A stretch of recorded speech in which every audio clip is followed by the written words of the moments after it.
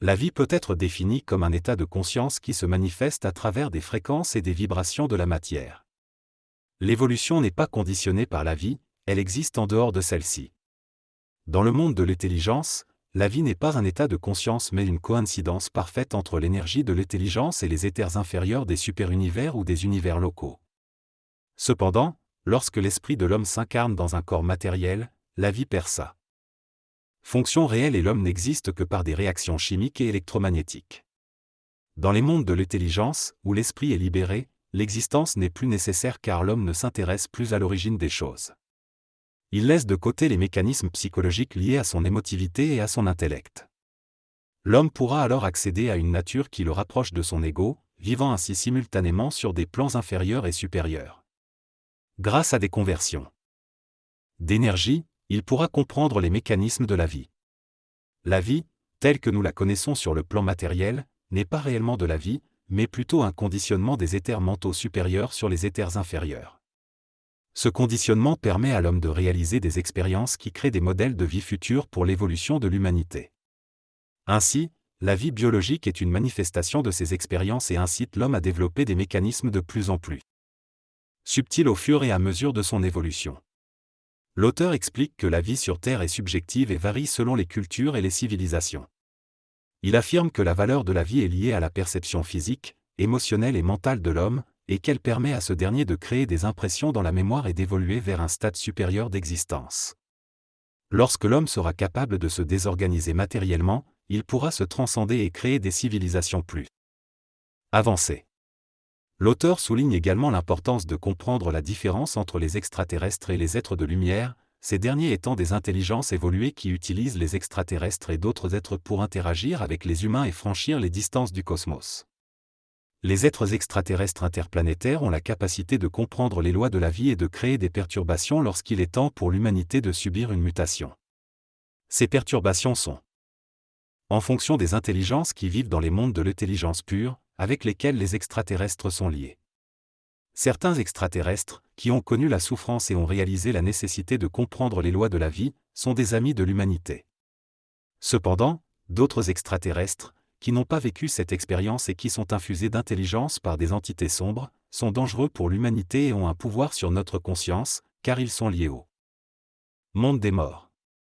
L'humanité doit comprendre la vie et la mort et passer du stade biologique à une vie immortalisée dans les mondes de l'intelligence. Notre vie existentielle est conditionnée par les lois de notre intellect et de nos émotions, qui sont liées au monde de la mort. La science humaine doit être libérée du monde de la mort pour progresser vers une compréhension de l'intelligence pure. Dans cet extrait, on aborde plusieurs concepts liés à l'origine de la vie et de la mort, ainsi qu'à l'évolution de l'humanité. Il est mentionné qu'il y a eu un revirement de situation après la venue d'Adam et Ève sur Terre. Avant cela, il existait déjà des formes d'hommes, mais pas des hommes raciaux. Le contact entre ces formes d'hommes et des êtres éthériques évolués a engendré l'homme racial tel que nous le connaissons aujourd'hui. Il est expliqué que l'homme a dû subir un ralentissement, un processus d'involution, afin de développer un ego et une conscience de soi. Maintenant que l'homme est pleinement développé physiquement, vitalement, émotionnellement et mentalement, il est prêt à subir une nouvelle mutation. Cette nouvelle mutation permettra à son ego de passer à une phase d'évolution plus avancée, ce qui le conduira vers des stades de conscience et de vie de plus en plus élevés. En ce qui concerne la vie biologique, il est souligné qu'il existe deux façons de passer de la vie à la mort. La première est celle où une personne est vivante et, 2 instants plus tard, elle est morte de manière irréversible. La vie biologique est ainsi liée à la conscience de l'être. Cependant, il est également mentionné que certaines personnes peuvent être réanimées après avoir été en état de mort clinique, notamment par des méthodes de réanimation. En conclusion, cet extrait aborde des théories sur l'origine de l'humanité, son évolution ainsi que la relation entre la vie et la mort. Il soulève des questions sur le développement de la conscience de soi et sur la nature de la vie biologique. L'homme n'a pas de pouvoir sur sa vie biologique car tous les aspects de sa vie, physique, mentale, émotionnelle et vitale, sont prédéterminés par sa mémoire.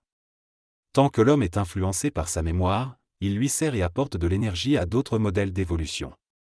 Pour devenir libre, l'homme doit détruire complètement sa mémoire de l'âme en détruisant les formes présentes dans son mental inférieur. Lorsque l'homme se sert de l'énergie de l'âme à volonté, il peut conserver la Vie qu'il souhaite sur le plan matériel et sur d'autres plans. Avant cela, l'homme a un libre arbitre nécessaire pour éviter la destruction psychologique et la rapidité de la mort. L'homme de demain, dans l'éther mental, n'aura plus besoin de tradition.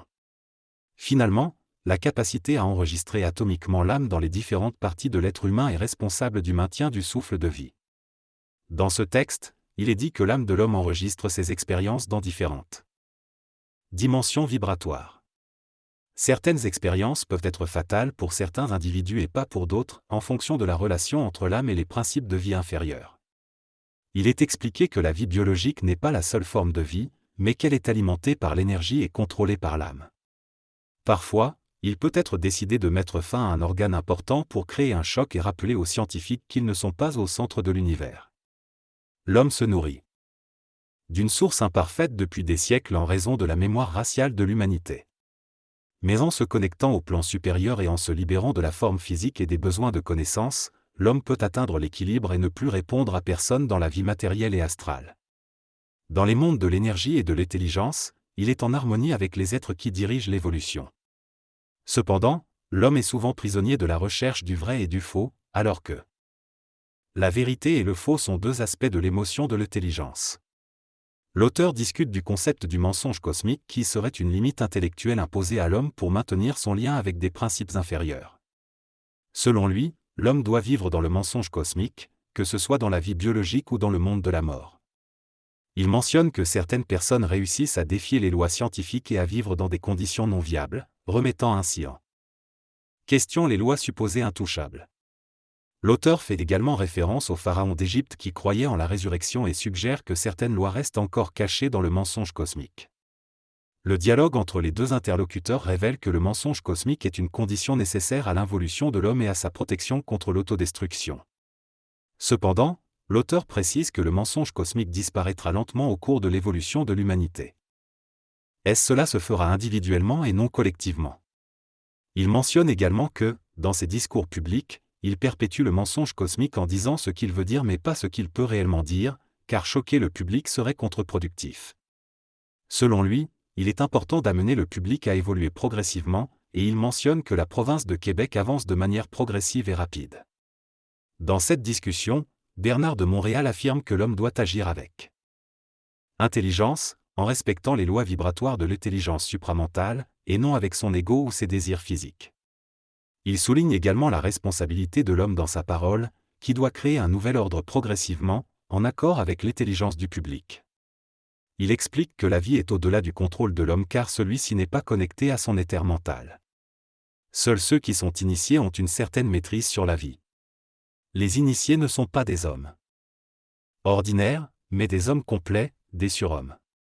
Lorsque la discussion aborde l'histoire de Lazare et de la résurrection, Bernard de Montréal refuse de parler du passé et encourage à se concentrer sur l'avenir. Il considère que parler du passé est une perte de temps et il insiste sur la nécessité de comprendre les lois de l'avenir pour comprendre la vie. Concernant l'orgone, Bernard de Montréal affirme qu'il ne faut pas se baser sur ce que d'autres ont déjà dit, mais plutôt parler de choses nouvelles et jamais dites. Il explique que l'intelligence est synthétique, parfaitement consciente du lien entre l'émotion et l'intellect de l'homme. En étant dans l'intelligence et en regardant le phénomène de la vie, nous pourrons comprendre des choses telles que l'orgone ou la résurrection de Lazare. L'intelligence permet d'élargir notre champ de vision et notre compréhension. Wilhelm Reich a développé le concept de l'orgone pour satisfaire sa curiosité scientifique, mais il n'a pas réellement compris ce phénomène. L'orgone était en réalité un fluide appartenant à l'éther vital. Si Reich avait compris cela, il aurait abandonné ses recherches. Mais il devait mourir à ce moment-là. De même, Einstein ne pouvait pas comprendre la relation entre la masse et la vitesse de la lumière sans recevoir des impressions venant de la mémoire astrale. Les scientifiques ne doivent pas connaître l'avenir, car cela les empêcherait de poursuivre leurs activités. Tout ce que les scientifiques découvrent est lié aux relations entre la vie biologique et astrale. L'avenir apportera une science réelle, débarrassée de ces liens. La science doit être utilisée pour comprendre les lois du présent et se prévenir des lois astrales du futur. Chaque fois que l'homme pense contrôler son destin grâce à la science, cela crée de nouveaux problèmes. Dans cet extrait, l'intervenant explique que l'homme n'est pas celui qui pense réellement, mais plutôt les intelligences dans les plans astraux qui sont À l'origine de sa pensée. L'homme est encouragé à reconnaître ses intelligences et à les intégrer dans sa relation afin d'agir en accord avec les lois de l'intelligence. Cependant, il précise que certains individus qui se prétendent illuminés sont en réalité liés à de fausses forces spirituelles dans le haut astral. Il souligne que l'objectif de l'homme n'est pas d'être illuminé, mais d'être intelligent et de créer une civilisation conforme à l'intelligence. Il explique que l'homme est enfermé dans un mensonge cosmique lié à l'astral et que la clé pour en sortir est la rupture avec la mémoire contenue dans l'astral et l'entrée en relation avec l'éther mental supérieur, entraînant un changement de vie. L'intervenant affirme que de nombreuses personnes sont en contact avec les êtres de lumière, mais elles ne sont pas conscientes de cette connexion en raison de leur attachement émotionnel et intellectuel. Lorsqu'une personne vit cette expérience, elle se sépare de sa sécurité psychologique basée sur les émotions et l'intellect, et cela provoque un changement irréversible. Il conclut en disant qu'il ne s'agit pas de devenir conférencier, mais d'être intelligent, peu importe la profession. Dans cet extrait d'une conversation entre deux personnes, il est discuté de la question de la compatibilité entre l'intelligence supramentale ou l'éther mental et les activités scientifiques ou professionnelles de l'homme. L'intervenant affirme que lorsqu'une personne atteint un niveau supérieur de conscience, sa vie matérielle et ses expériences antérieures ne peuvent plus être vécues de la même manière. Il donne l'exemple de scientifiques avancés en sciences qui ont rompu avec la communauté scientifique traditionnelle en raison de leur niveau de mental supérieur. Ces personnes trouvent leur force dans une communauté plus large et ne peuvent pas dialoguer avec la science conventionnelle. Cependant, l'intervenant explique que la science a besoin de prendre connaissance de phénomènes transcendants comme le suaire de Turin afin de reconnaître l'existence d'une vie qui dépasse les lois de la mort et du matérialisme biologique. Il soutient que cela permettrait de rapprocher la méthode scientifique pragmatique de la philosophie personnelle de l'individu. Ainsi, la découverte du suaire de Turin est considérée comme un événement heureux sur le plan cosmique et planétaire, car elle remettrait en cause la vision froide de la science et l'oblige à se poser des questions précises et à tirer des conclusions justes. Dans cette conversation, l'auteur souligne le caractère réel du phénomène du Saint-Suaire et sa présentation par l'Église de manière diplomatique et intelligente à la communauté scientifique. Il mentionne également que cela offre à l'humanité la possibilité de réaliser qu'il y a peut-être eu dans le passé un initié qui a pu dépasser les lois de la biologie et de la mort. Ensuite, ils évoquent la rencontre de Marie-Madeleine avec Jésus ressuscité, où elle n'a pas pu le toucher, ce qui peut rappeler les témoignages d'êtres qui se manifestent et disent de ne pas les toucher. Ils expliquent que ces êtres ont un corps éthérique et que la vie ne se limite pas à la biologie mais dépasse les lois de la mort. En ce qui concerne l'Église, il est mentionné qu'on ne peut pas lui demander de comprendre entièrement ces concepts, car elle est composée d'hommes soumis aux mêmes lois planétaires que les autres. Il souligne que l'Église fait ce qu'elle peut en relation avec l'expérience humaine et que son action contribue à l'évolution de la civilisation terrestre. Cependant, il est également précisé que l'Église telle qu'elle existe aujourd'hui ne sera plus présente lorsque l'humanité entrera dans l'éther mental, car son rôle dans la création du lien entre les nations européennes aura été accompli. L'Église perd sa puissance de manière naturelle et cela fait partie de la fin d'un cycle. Cependant, cela ne signifie pas que l'Église n'est pas bonne. L'humanité évolue vers une compréhension plus profonde et différente qui dépasse les anciennes conditions de civilisation. Les individus décident individuellement de se détacher de l'Église, ce qui contribue à sa diminution de puissance. À la fin du cycle, l'Église aura rempli sa mission et aura servi de canal pour maintenir des vibrations spirituelles spécifiques dans le monde occidental, en complément des autres régions. Les religions s'adaptent aux peuples et aux régions. Quant à la question de la souffrance pour évoluer, il y a deux types de souffrance. L'homme souffre inconsciemment pour l'âme, ce qui est expérientiel. Mais lorsqu'il entre dans l'éther mental, il ressent une souffrance consciente qui sert à se connecter à cet éther mental. Cette souffrance consciente est pénible mais elle permet de progresser. Contrairement à la souffrance inconsciente, la souffrance consciente est comprise et acceptée, et permet à l'individu de progresser et de changer sa perception de la vie. L'Église a partiellement raison lorsqu'elle dit que la souffrance est nécessaire pour évoluer sur le plan spirituel, mais elle ne comprend pas totalement les conditions de l'intelligence universelle. Dans cet extrait, l'auteur explique que la souffrance individuelle est nécessaire à l'évolution de l'âme. Selon lui, l'Église ne comprend pas cette idée, car elle a perdu le contact avec l'ésotérisme chrétien. S'ils comprennent l'ésotérisme chrétien, les membres de l'Église sont contraints de rester isolés pour méditer. L'ésotérisme chrétien est trop avancé pour l'Église, car il remet en question la responsabilité de l'homme envers son karma et donne une vision de l'avenir. L'Église est donc obligée de continuer à jouer son rôle traditionnel et espère remporter la partie. Cependant, des prophéties comme celles de Malachie et de Nostradamus commencent à se réaliser, ce qui suscite l'intérêt de certains membres de l'Église. Cela entraîne une mutation dans l'Église, qui se transforme et s'élargit. Dans cette conversation, il est question de Monseigneur Frank Chaffney, un homme qui a la capacité de transmettre la pensée ecclésiastique de l'Église de manière ésotérique.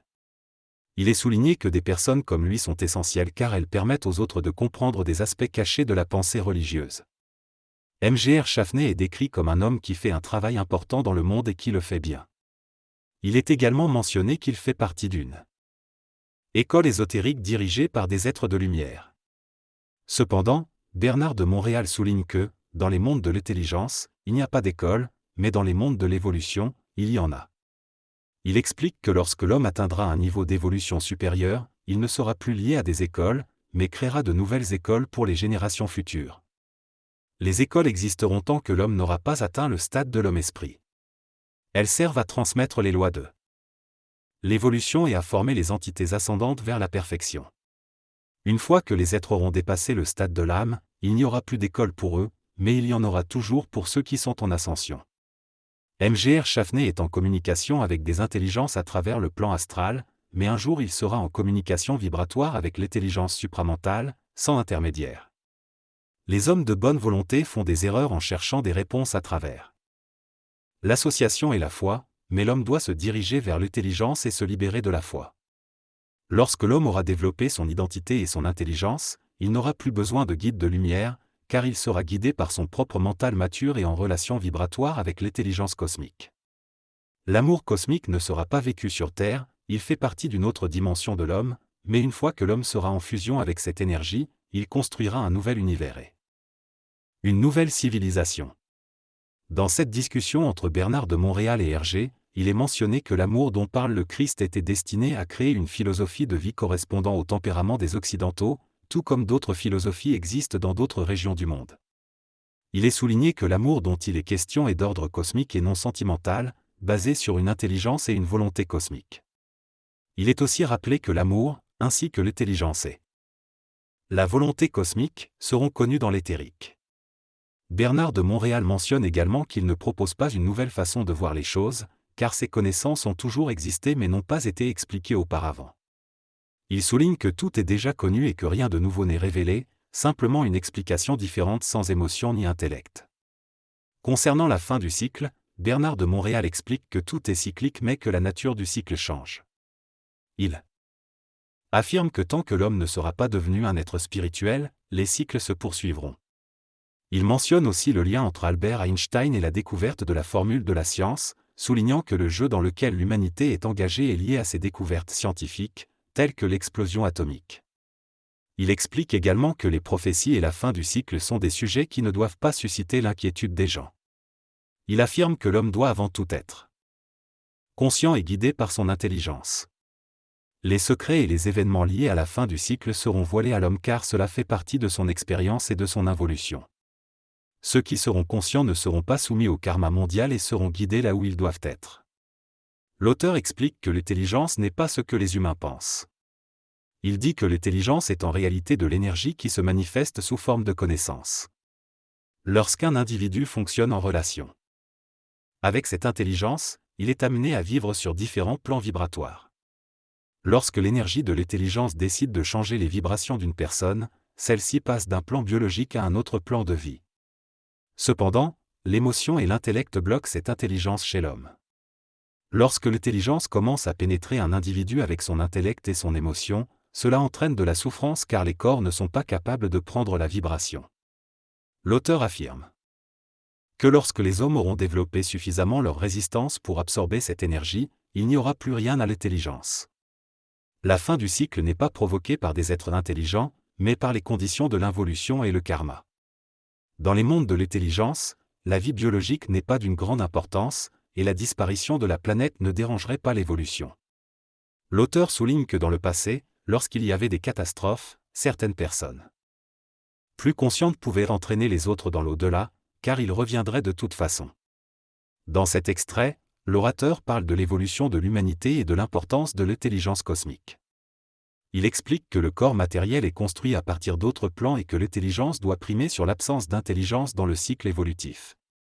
Il mentionne également que différentes races ont existé et passeront, conformément aux lois cosmiques. Il souligne que lorsque l'on est conscient et connecté à son intelligence, on ne ressent pas d'anxiété existentielle. L'orateur mentionne également les gaffes régulières faites par l'interlocuteur, mais les considère comme faisant partie de son travail et les trouve amusantes. Il conclut en disant que les paroles du Christ demandant de pardonner à ceux qui ne savent pas ce qu'ils font résonnent toujours dans le temps. Dans cette déclaration, Bernard de Montréal exprime son point de vue sur la situation politique mondiale actuelle et l'utilisation des paroles du Christ. Il affirme que les États-Unis se lancent des balles et qu'il ne faut pas essayer de les justifier en disant qu'ils ne savent pas ce qu'ils font. Il estime qu'il faut déspiritualiser notre intelligence et enlever l'émotivité pour entrer dans une autre forme d'intelligence. Il pense que les paroles du Christ étaient pertinentes dans le passé, mais que notre époque nécessite une autre approche. Il admet ne pas être athée, mais avoir une vision différente de la spiritualité.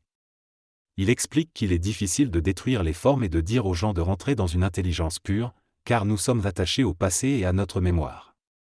Il souligne que les êtres humains sont manipulés par des forces extérieures, y compris des forces extraterrestres, et que nous devons prendre conscience de notre condition de marionnette. Il conclut en disant qu'il faut apprendre à couper la corde et à utiliser les ciseaux pour ne plus être des yo-yo.